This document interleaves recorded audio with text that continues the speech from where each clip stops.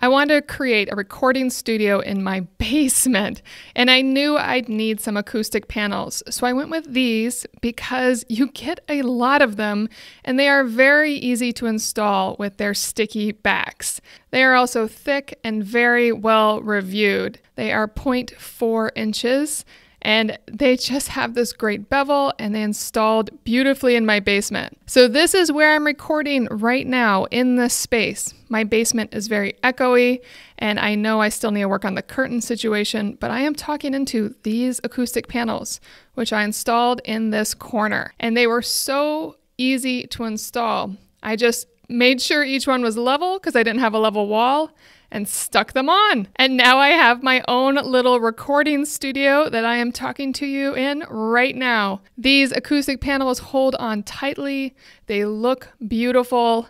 I know I need more of them, and I know I need to thicken up my curtains, but it has already made such a difference. I highly recommend these high density acoustic panels for your home studio.